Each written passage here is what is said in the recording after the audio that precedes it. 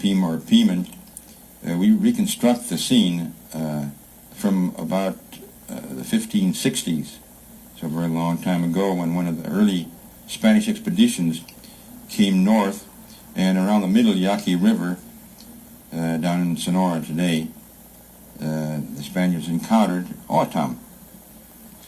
And reconstructing,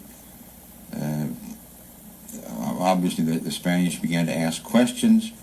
Obviously the O'odham didn't know what the question was about, didn't understand the Spanish language, and of course the Spaniards didn't understand O'odham at the first encounter. So the question, whatever it was, and most probably was something about, well, what's your name? You know, that's the way we start out conversations, no matter what language we're speaking. What's your name, or what's the name of your tribe? What are you called? So, time for the answer. The O'odham didn't know what the question was. They were in a bit of awe at these impressive Spaniards on large war horses and with a long Toledo blade at their side. And they were going to be pretty careful about what the answer might be. So if they'd said yes, that might have been not too good. And especially if they said a flat no, it might have been very bad. In fact, they might even lose their head over the encounter. And so, very sensibly, they simply remained neutral and said, I don't know. So if you go out to San Javier Mission today, and mission school, the playground, you'll probably hear the phrase Pimach, which means I don't know.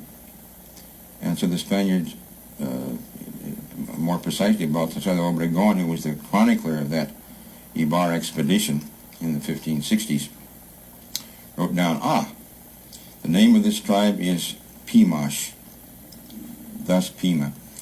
The tragic side of it is that if you analyze it, these good people have held still for these many years to being called the I don't know people, or the know nothing people. That's an insight, an important one, because our people are very understanding and hospitable and warm and tolerant. They have put up with this for all this time. That's in short the origin of the term Pima.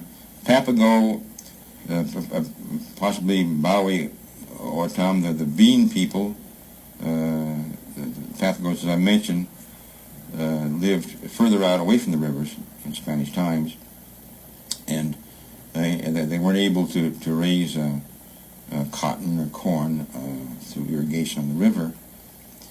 They lived off the tepary bean, the wild growth of the desert.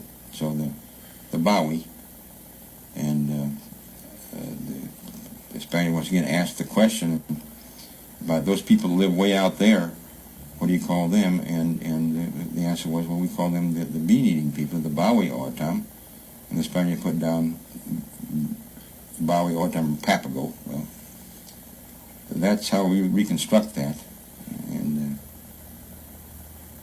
so it isn't that difficult to start using the word O'odham.